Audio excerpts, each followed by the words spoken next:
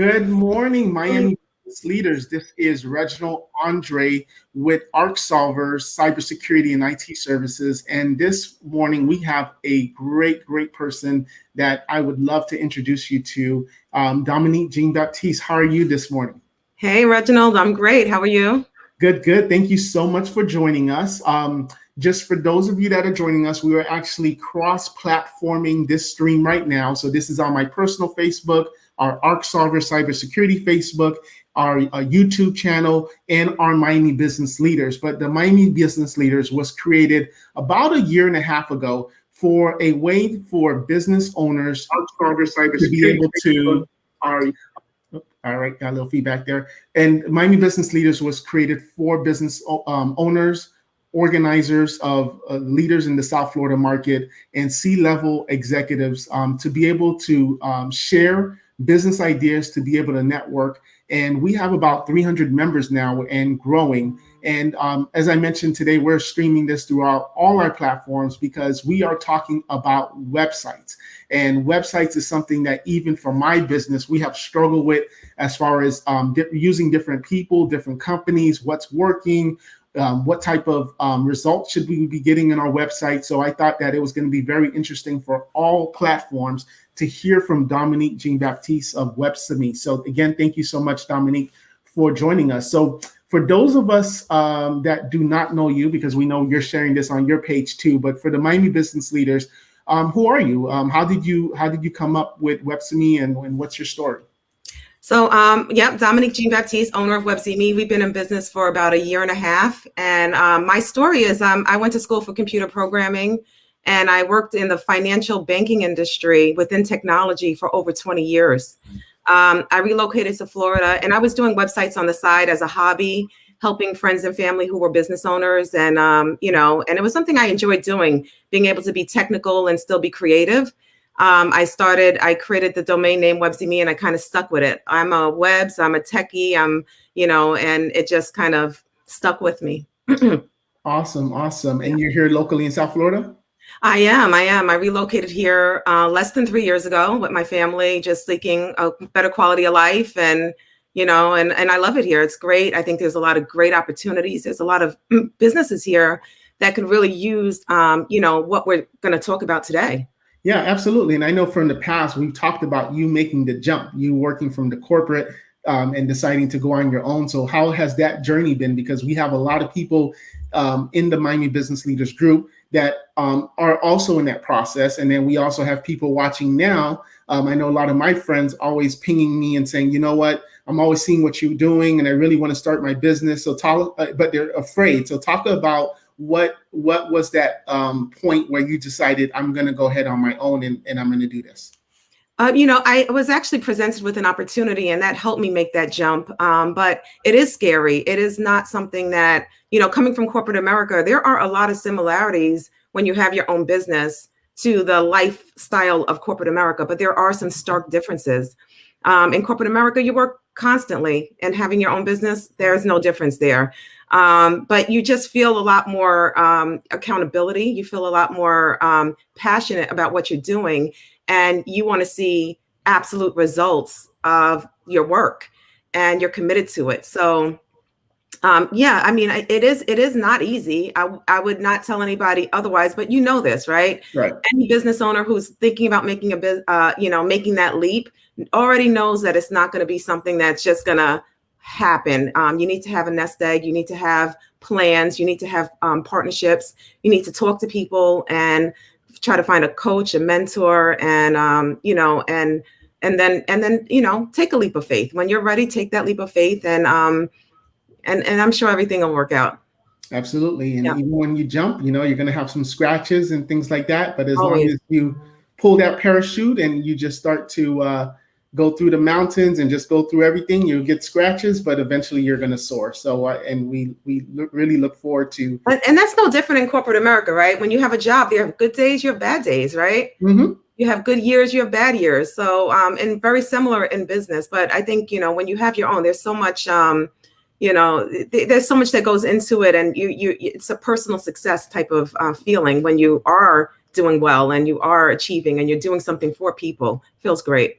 Absolutely. So let's get to websites. And I'm glad that you are a techie, although this won't be techie. And for anybody listening, if you have a website, we're actually going to do something a little different. I actually will catch you off guard, Dominique. Go ahead and put your website here. If you would like a quick critique, we'll go ahead and do a share screen, and then maybe you can give a few ideas. So Perfect. just go ahead and on the comments, just put your website, and we'll go ahead and give you some ideas or from our expert Dominique. So Dominique, let's first talk about websites. So I mean, there's so many things now, right? There's LinkedIn, there's Facebook, there's Instagram, there's TikTok, there's Clubhouse, and I mean, so do companies still need websites? Like, so who needs websites? Like, because if I'm searching for something, I may be doing a hashtag search. I may be doing different searches like that. So what's the purpose of a website here in August 2021?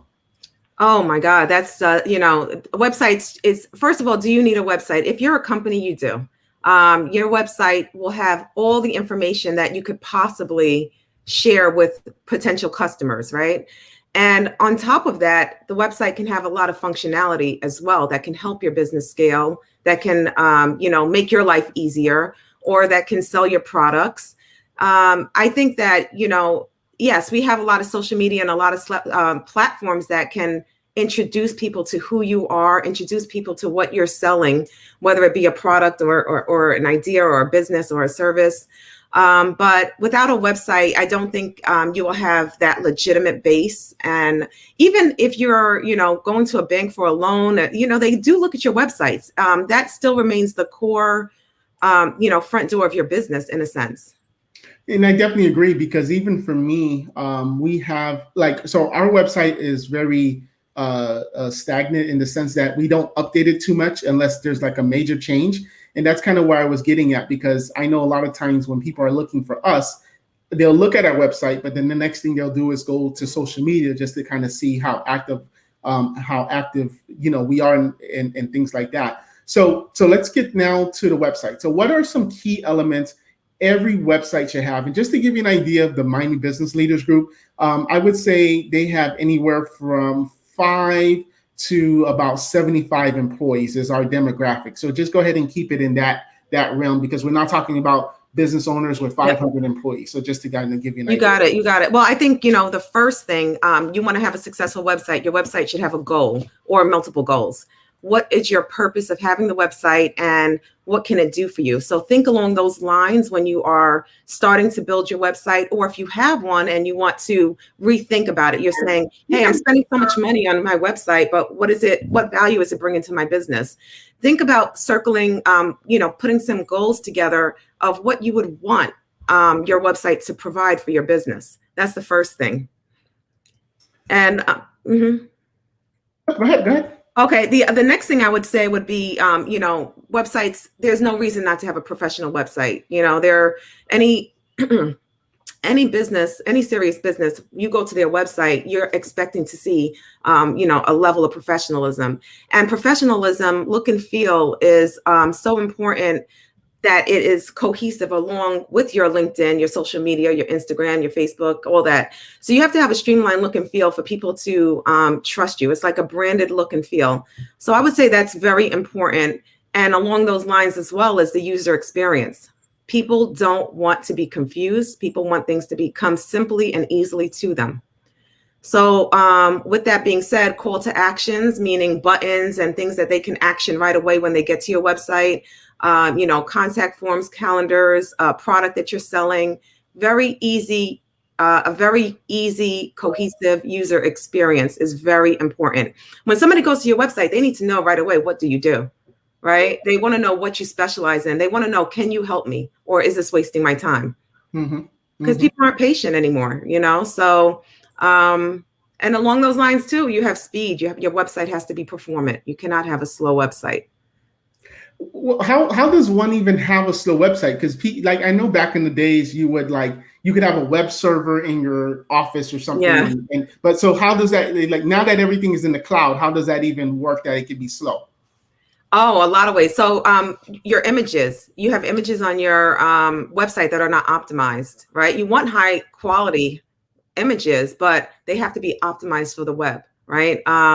your videos. A lot of times people are embedding videos on their website, and that slows things down quite a bit as well. Depending on the content of your website, sometimes it's going to different servers to get information, right? So that'll slow down your website. But I think the biggest thing that I'm seeing when it comes to slowness is your hosting provider. If you're on a very basic hosting plan and you're paying $5 a month for it, eventually you're going to really see a slowdown on your site. It's just not built to handle high traffic, high volume, and you're going to have to look into upgrading that. So those are some key things that will slow down your website, and that can be always looked at and fixed pretty easily if you're experiencing slowness. Awesome. So we actually did an offer, and we said, if you like your website critique, list it below. So what I'll go ahead and do is, if you see that little share button, Dominique. Oh, yeah. Okay, so what I'd like you to do is go to, on your browser, you're going to go to miamiheadshots.com. And thank you, Will Lugo. So just so you guys know, when you see my pictures and things that I do in social media, it's actually from miamiheadshots.com. So shout out to them. They do great corporate headshots. So if you are looking to update like your LinkedIn picture, if you put your picture on your business card, or even on your email signature, and just for your company site to have more professional pictures, as we're talking about websites, definitely consider getting professional headshots, because there's a big difference between an iPhone picture versus a professional person. So, and I think he's going to be in town like next. They have some sessions open on Monday as well. So maybe, Will, you can go ahead and put your link below for people to schedule an appointment. So, Dominique, do you have the website open? I do. Do you see my screen? Nope. So you clicked on the share button? I did, yes. All right. Let's just see if we can go this way. And if not, nope, I don't see it. Let's see. So you clicked on share screen, and then from there, you clicked on this actual window, and then you clicked the share button? I did. All right. So what we'll do is, so we don't waste time, I'm going to go ahead and try it. And then while at miamiheadshots.com. Dominique, we're gonna do open critiques, okay? So they asked for it. Don't be shy, and let's go ahead and share this screen. And I'll share my screen. Okay. Okay. So do you see it? Yes, I do. Awesome. Okay. So Miami Headshots. All right, go for it. Tell me. Well, go ahead and take a look at it, and then give the good, the bad, and the ugly. Okay. I'm looking at it from my screen. Yeah, sure. That's fine. Yeah. Okay. So the first thing that I noticed is that the homepage is not is not captivating. It doesn't have. It kind of looks like you have a big background image big background image, and then you have kind of like the old school. Template format where it's taking half of the screen, or a portion of the screen. It doesn't have a lot of information on the homepage. Usually homepages now have a very comprehensive information about what you do and introducing you to some of your services. But what is good is that people know exactly how to contact you. It's very easy to see your phone number, your email address, and to fill out a form. I do think that, the website could use some updating. And it could probably use an appointment link. You say by appointment only. Give somebody a very easy way to make an appointment with you by just having them click a link. I don't see any social media on your accessible on your website. So if you have Instagram, if you have, for a photography business, that I think something like social media is very, very important, because you're a visual company. So your creativity needs to be up front and center, especially on like an Instagram and Facebook. I don't see any links to social media. Awesome. No, this is good. Thank you so much for that. And one more thing, I actually was checking on my, let me fix the screen here. All right, so you can see me again, right? Yeah. Okay, cool. So talk about going back to this website, they asked for the critique we're going to give it is when you go to that, if you try it on your phone, miamiheadshots.com, go ahead and critique it on the phone and talk about why it's so important for websites to be mobile friendly as well. And while Dominique is doing that, just wanted to welcome everyone. We're about 20 minutes into our conversation. Dominique is a website expert, and we just finished critiquing the people who do my, when I post my pictures and everything like that, my professional headshots. And Dominique gave a very, very good words of wisdom. And now she's going on on her phone to their website, and she's now going to go ahead and talk about that. So I'm on the, I've seen this is definitely, it looks okay on the cell phone. It looks okay. It doesn't follow some of the standards like the hamburger menu button that most people have now. And it is, basic. It actually though does kind of look better on the phone than on the desktop, in my opinion. Yeah, because it kind of fills the phone more. Yeah. But definitely there is room for improvement. Your cell phone should be clickable from your cell phone. Your business phone number, they should just click it and be able to contact you. Who's going to type that out? On the keypad. So those are just a couple of suggestions or quick, a button to just contact you, Yeah, I'm clicking on the connect with me. The form doesn't seem to be okay. It is working. Yeah. Awesome. So you always want to make things very easy for people, right? You can't expect someone to stick around and figure things out, or there's too much options at their fingertips.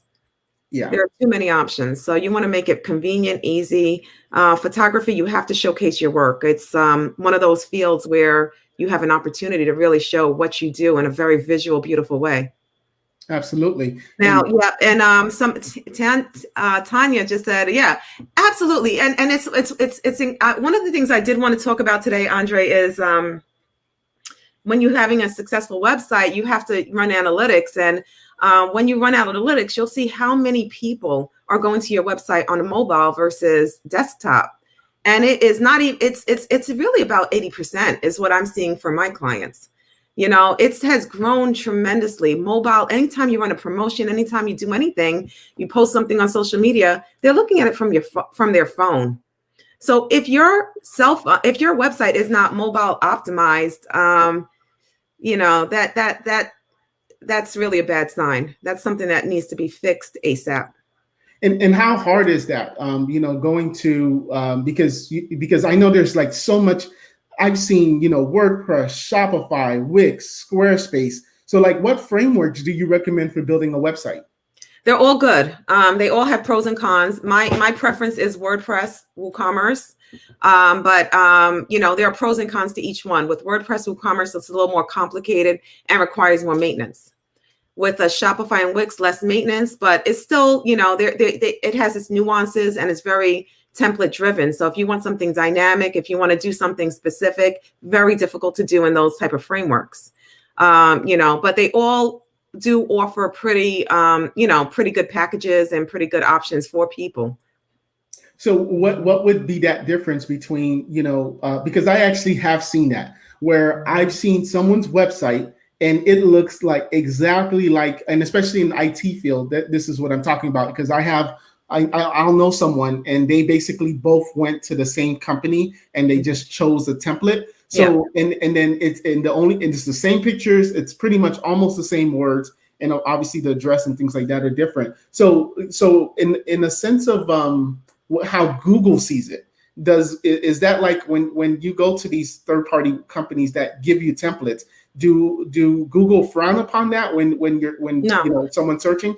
No, but to have a lot of websites, especially what I see is like the Shopify, they all kind of have the same look and feel. But the content and the images can really make a website look very different, right? And behave differently. And, so I think that if you see a lot of, so I call that kind of very cookie cutter. And that's where a designer should come in and really give you give you that edge, give you that different look. I would say stay away from the free templates, stay away from, because then your site is going to have very, very, very similar look to many, many, many websites out there. And even with a template driven application, to make it look good and understand all of the capabilities of your website, you really should work with a professional to take it to the next level. Yeah. And it really shows, because when you go to those templates, it looks like a template. It just doesn't feel right.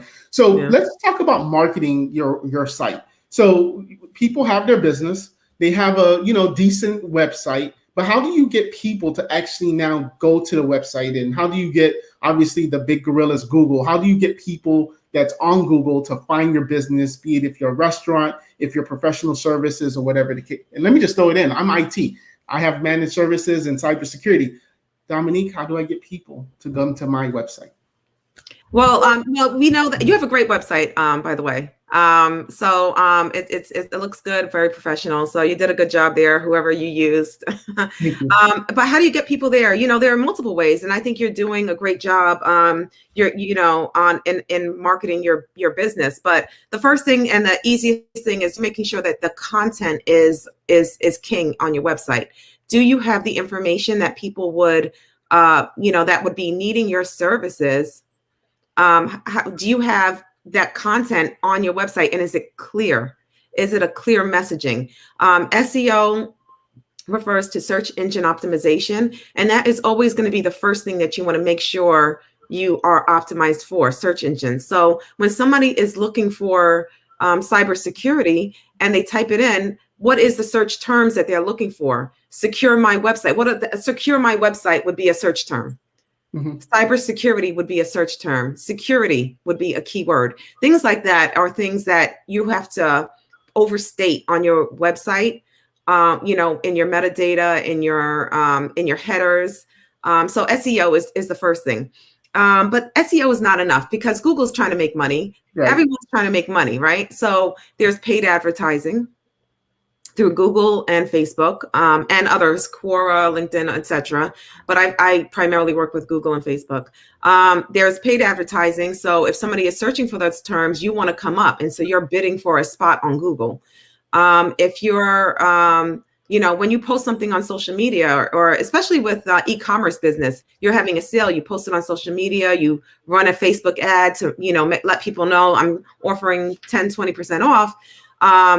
Then you'll see that people are actually going to your website. But of course, you also need your analytics installed. Key to a successful website, you have to have analytics, so you know what's working, what's not. You have to have analytics installed, and you see, hey, I'm spending money on Google Ads. Where is, is it working? Are people going to my website? Or, what are my conversions? So those are all things that you need to make sure you implement on your website. Posting on social media, just, getting people, giving out your cards, having your business address, and making sure you have clear content about the services you provide. Yeah. And, there's also, can you talk about Google My Business? And because I think so many people lack, putting their information in Google My Business. Yeah. Yeah. I think any web person that you work with, they should make sure that you have that first and foremost. Anything that's free, such as Google Analytics and so forth, you really should take advantage of. Google is one of the smartest companies in the world. And, they're giving you real estate, to put your business on Google My Business. So you just create an account on business.google.com, and you'll be able to verify that it is your business. They'll send you a postcard, etc. And you'll be able to put photos, you'll be able to put promotions, your hours, anything, some information about your business and a snippet about what you do. So that is part of SEO as well, right? You're putting your, Google knows about you, you're verified, and you'll also be able to collect reviews through Google My Business, which is very important. Yeah, and actually, I like to show. Let's do a quick show real quick. So I'm going to use yours as an example, and then I'll do mine as well. So that way you can talk about it. So yours is, let's see, I'm going to share my screen again.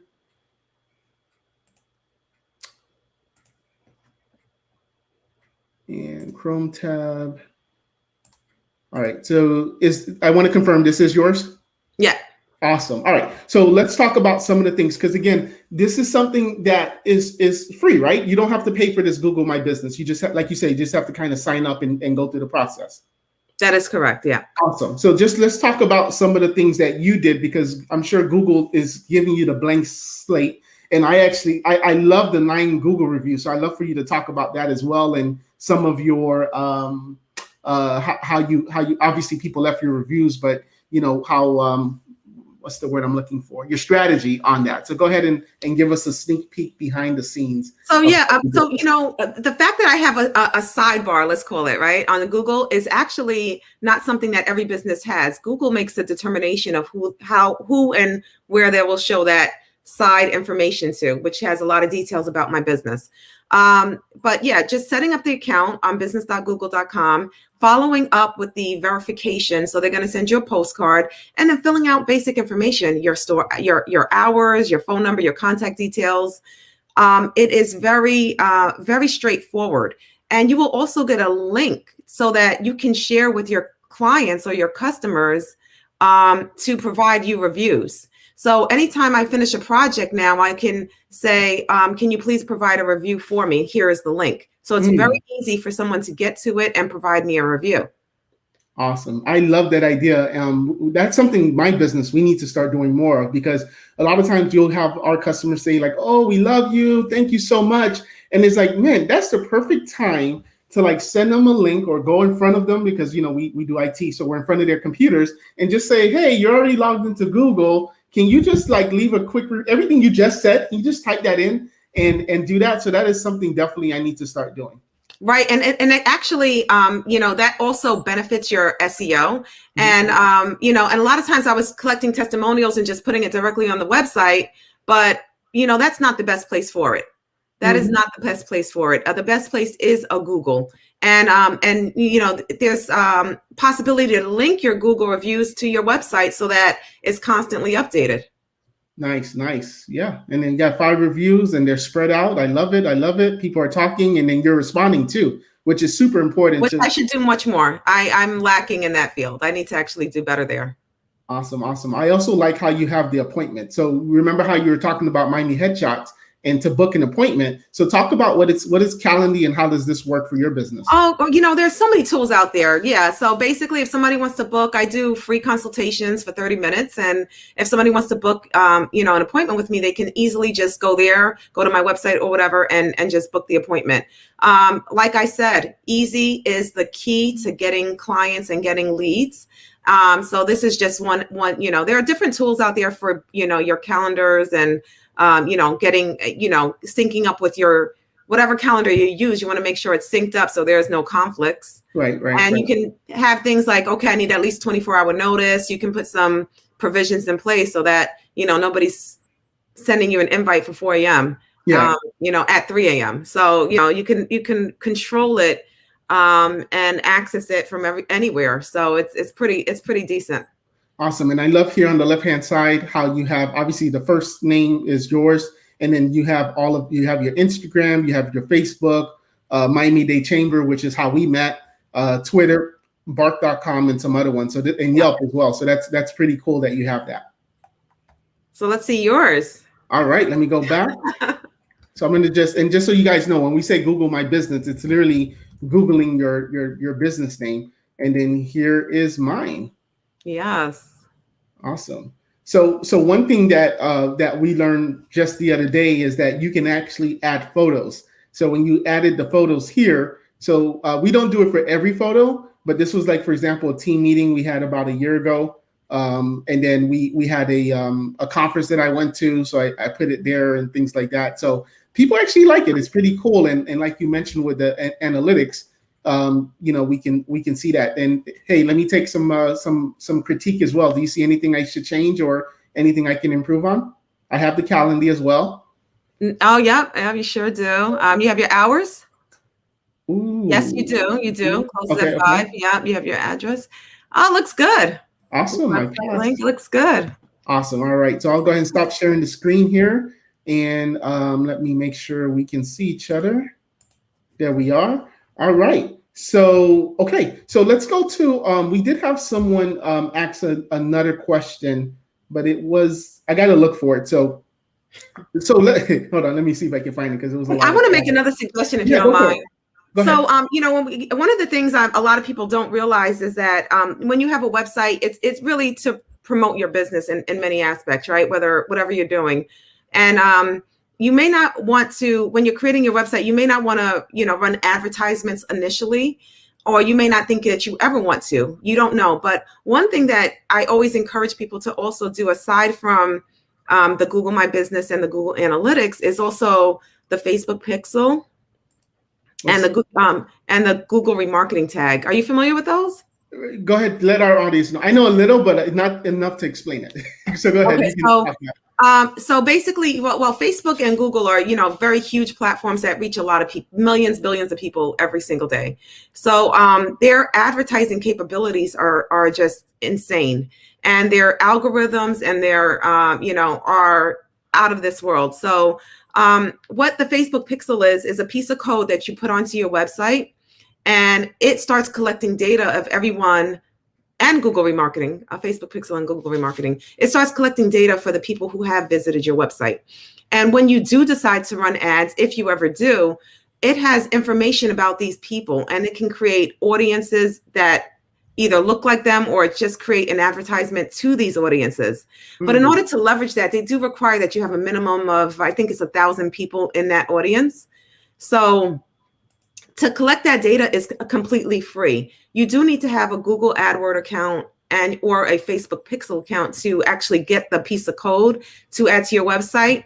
But I don't think that you should let that deter you, because even if you're not running ads, it's something that you may want to consider down the line. And the more data Google has, the more data that Facebook has, the more effective your ads can be down the line. Nice. Yeah, you now, I kind of heard it. I know we probably do it, but I don't know how extensively we do it. So thank you so much for that. And one question someone did have, let's see. So, okay, here it is. So they wanted to know why, kind of off topic, but topic, why are we always getting something about cookies and you have to click on OK? What's the purpose of that? So the end user is getting that basically. Yeah, so basically a cookie is a small piece of code that is going on your browser. So you go to somebody's website and a cookie is being installed on your browser. So and that cookie will store information so that they know you were there. So when you come back, or, it'll say, oh, welcome back. It's because you had that cookie installed. So that permission thing is like a regulation these days to say, well, you need to let people know you're putting something on their computer. I see. This is something like you need to let people know.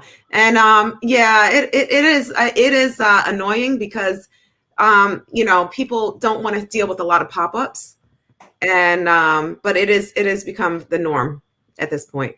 Okay, got it. Yeah, because I think I also noticed that if I haven't been on the website, it kind of goes on the bottom. You have to click OK. So like you said, regulation. So okay, so we talked about a lot of things, and we have about 15 minutes left. So for those of you that are just joining us, I see we have a lot of viewers watching.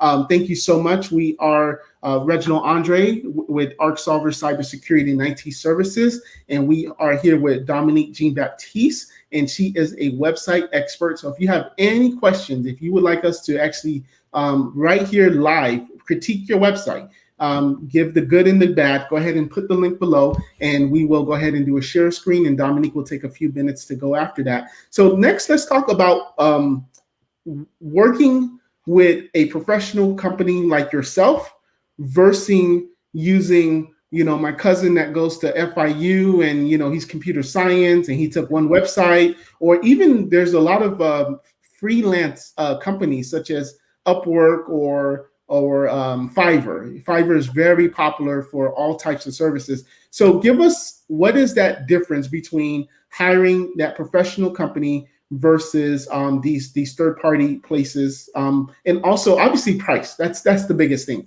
But outside of that, and we can talk about the price as well. But outside of that, what is that key difference when it comes to those type of things? Yeah.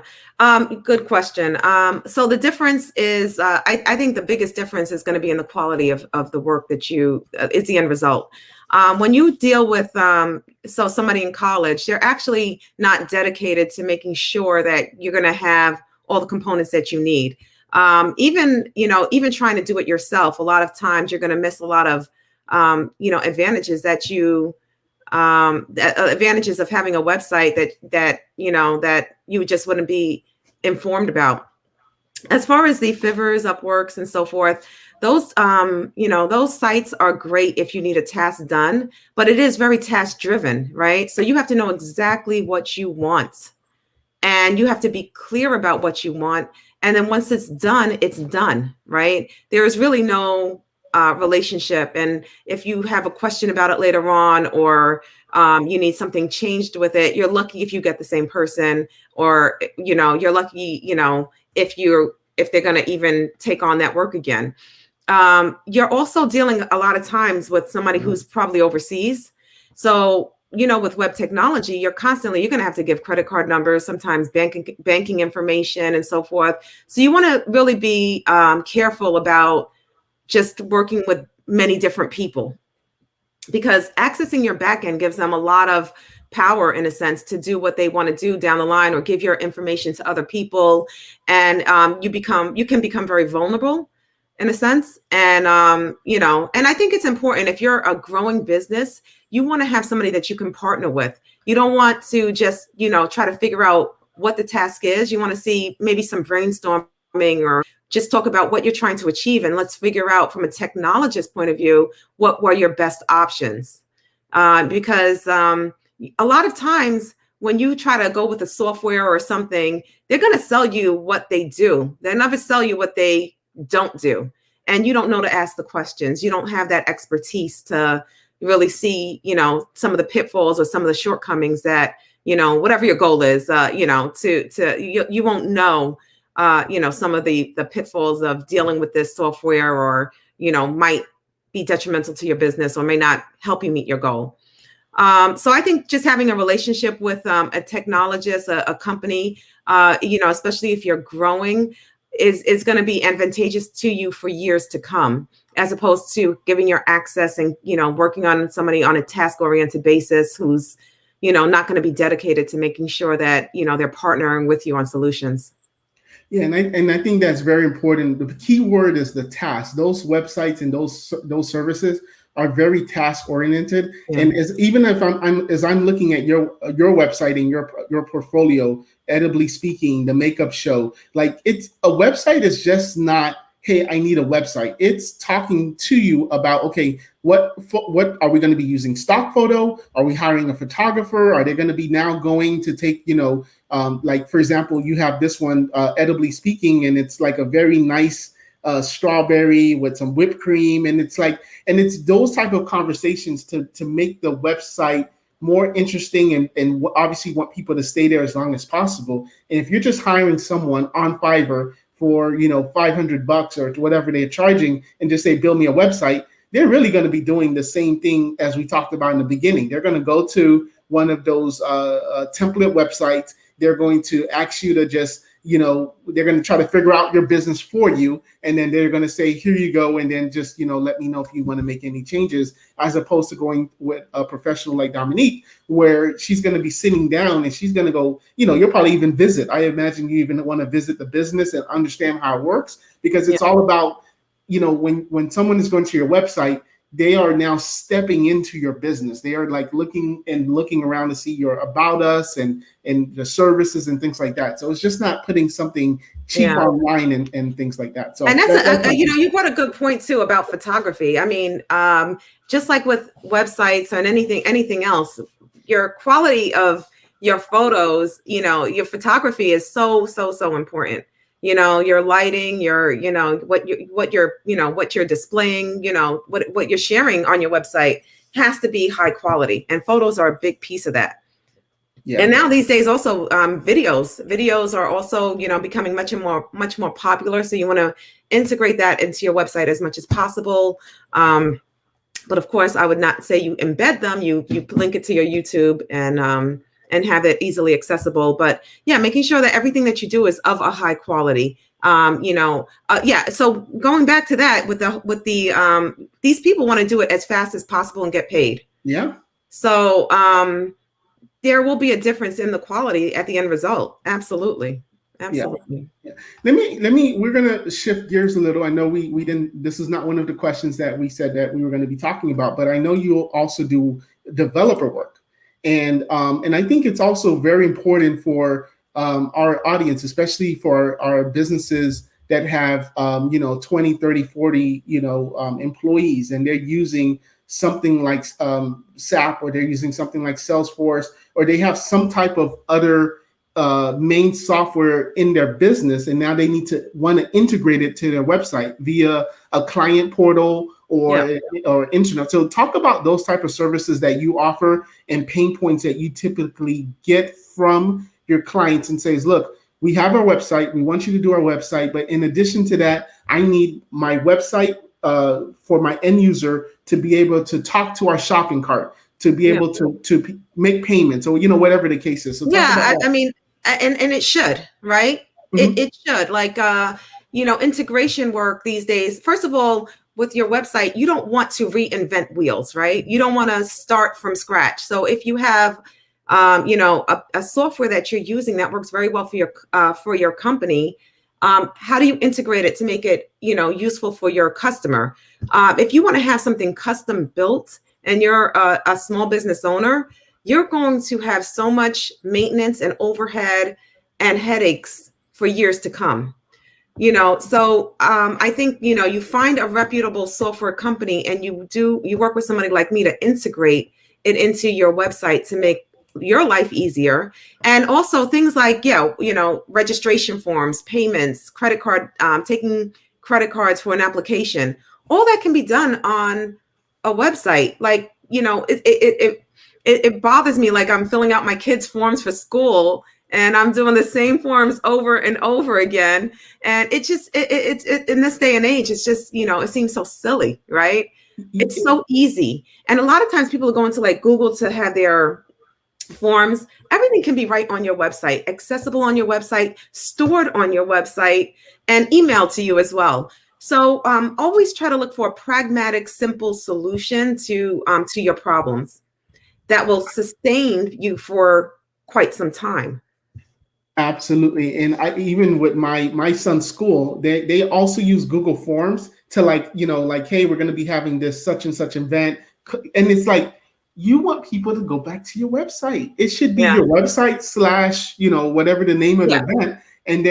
And then basically you're putting in your name or having the person log in, but you're putting in all that information, because that's going to be double work for somebody. Someone now has to take the Google Forms and now enter that into some other type of database. So that's the whole purpose of why we're talking about integration, because when you have things integration, so let's just say you have a CRM and now someone is filling out a form. Don't use the Google or have whatever that form is. Now send it directly to your CRM, because maybe now you're capturing a website, email, someone's email address that you can now add to your newsletter. So all of integrating all of this, and I'm sure it's at the beginning.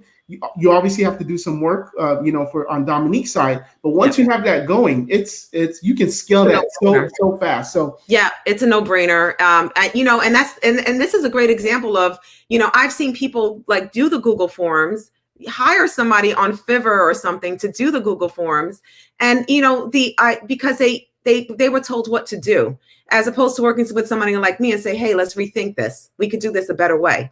But integrating with the CRM is a great example of, allowing you to scale your business very easily. Absolutely. So we have another, thank you so much, everyone, for putting your comments below. Or questions below. We have someone else that asks, QR codes to websites, how do you do it? So, and even talk about like with COVID, and now when you go to a restaurant, it's actually going, and we do have a few business owners that own restaurants, but how important is that now when you're in the touchless world?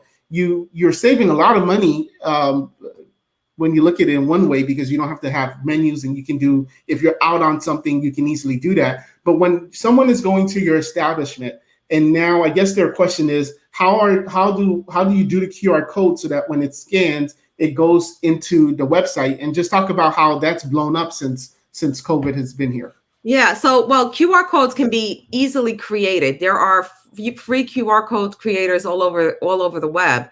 So if you want, like, let's just say you have a landing page or just even your website, you create a QR code specifically to that page. When somebody points their phone to it, their camera to it, it takes them directly there. So an example, like you said, was the restaurant. A QR code could take you directly to their menu. They're like, we don't need you to see pictures of our, of our home screen. We want to take you right to the menu so you can place your order. Easy, fast, accessible, and it's just a convenience, so to speak.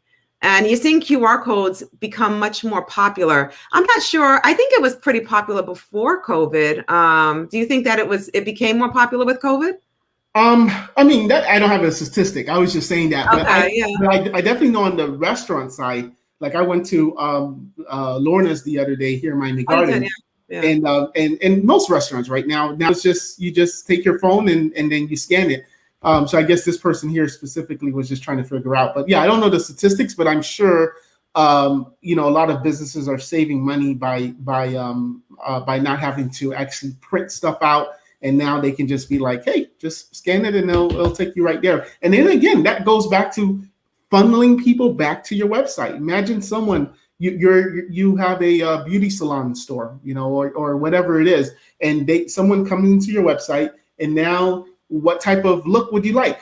Scan it here, and then now it goes to it goes to the person's Instagram, the business's Instagram page, and now you have it. And then maybe at the end it says, type in your email address, or schedule an appointment, whatever it is, or receive 10% off into your email address, and now you have that person on your newsletter list. Right. And just to talk about, when we talk about being successful, one of the things you're going to need is capturing as much data about people as possible. So yeah, capturing email addresses is so vital to growing businesses. And keeping them in the loop with who you are, what you do through newsletters and communications, is a strategy that, we have to take advantage of. And when I say web technology, I like to boost myself as a web technologist as opposed to a website designer. But people don't know what that means. So it sounds funny, but it's encapsulating all of that stuff, right? The QR codes, the email campaigns, gathering data, gathering leads, integrating with your CRM. All of that is the type of work that you need to actually scale and make your website successful. Awesome. We didn't talk about, and I wanted to get your feedback on. Sure. Successful websites has to be secure. So I know security is your thing, but what do you think? I come across people all the time who are hiring people and giving people their admin access, and they're sharing that username and password. It just drives me crazy. Like, it's something so simple. Every single platform that you can go to will allow you to create a developer's access. Yeah. Like, you don't have to give anybody your personal access. And if something goes awry, you can easily get rid of their account, change your password. I think, it's one of those things that nobody cares for until something actually happens. And it's frustrating for me, because it's like, it's so easy to, implement some safeguards and just not doing it. And I'll take it one step further. Let's talk about because I know you're talking about website access, but just to kind of give someone an example, to give another example is your domain. So for example, GoDaddy.com, that login. When someone is creating your website, they're going to need access to network solutions, GoDaddy, Rackspace, whatever, because they have to design the site and then put the code into that domain. But then there's so many times where then there's a fallout. Someone didn't pay somebody, someone screwed somebody, or someone died, whatever the case is, but there's a fallout. And now the owner no longer has access to their own website to make a change. The owner no longer has access to their emails to do things. And now you have to go through a very hard process, because you call GoDaddy. GoDaddy will not talk to you if you don't have the PIN. And now just imagine you hired especially someone overseas or something like that to do your website. They have your username, they have your password, your website looks great, there's no problems. 2 years later, you want to make a change and you have nothing. And now you're having to prove that this is your website, or the payment didn't go through. And now, and even to make a payment, you have to verify. You can't just say, look, here's my credit card, just charge me. No, you have to talk. So yes, website security in that aspect is so important. And also, like you said, now there's different. Long time ago, you would have to give someone your username or your password, and even if you're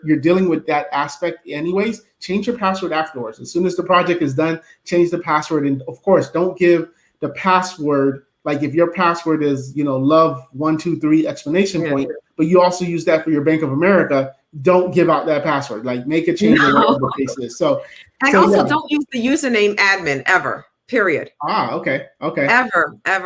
Because the hackers are always using that username and trying to figure out the password.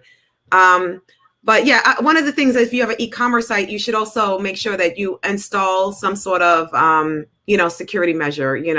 There are tools out there, 200, you won't get the top-notch security like what Andre provides, obviously, but you definitely need to make sure that it is secure, and you could lose everything if you don't take the proper precautions, and you're just going to start from scratch. So do it right and deal with the, pain points, and you'll be fine for many years. Yep, I totally agree. So as we start to wrap up, Dominique, was there anything else that you wanted to talk about? Oh, no. I would just wrap it up by saying, just, with websites and web technology, it's evolving. It's a work in progress. Your website is never done. It's kind of like a house. So keep maintaining it, keep improving it, and let it provide, value to your company. It is an investment. Absolutely. So I'm going to go ahead because, Dominique, we're streaming this in multiple platforms. And I forgot to tell you, we also have a podcast that this is also going to go on. So for those of you that may be driving or just listening to it and not actually able to see it, we are going to go ahead and list Dominique's number and email address and website in the chat. But just in case you can't see it, her phone number is 516-554-6302. Her email address is Dominique, D-O-M, M for Mary, I-N-I-Q-U-E at websime.com, websime.com, W-E-B-S-I-E-M-E. What does that name mean? We didn't talk about that. We did in the beginning. Remind me. Oh, it's just webs and it's me. So webs, I've always been attracted to web technology, and it's just a webs, I-E-M-E. Awesome. That is me. Thank you so much, and thank you for reminding me. We did talk about it in the beginning. It's been 53 minutes. And I'm looking as you're talking too. I'm going through all because I have to look at the comments in 4 different places, but it's all good. Thank you so much. This wasn't as hard as it was, right? It was easy. Yeah. Awesome. I enjoyed it a lot. Thanks, Reginald. Thank you, everyone. And this is just the power of networking. And this is why the Miami Business Leaders was created, because I found that, there was a void in these type of conversations. And especially when COVID happened, there was less on-site networking. And, we don't want to zoom everybody out, but we feel that, if we can pack a lot of information in 30, 45 minutes, 1 hour, that it would be very, very, very beneficial. So if you haven't already, please go ahead and look on the Facebook groups for Miami Business Leaders and join that group. We have great conversations there. A lot of and I wish they would just post it on the group page. But a lot of people have DM me and say, "Hey, thank you so much for this group." We've actually been able to work with other members. For example, I know Agnes worked with a T-shirt company, and all of her uniforms and signs and stuff like that was done by one of the people that we've interviewed also. So we hope as well for you, Dominique, that this brings you exposure, and that's what it's all about. So if you are also interested in being interviewed, please reach out to us, and we can talk and take it from there. So thank you so much, Dominique. Appreciate it. All right. See you later.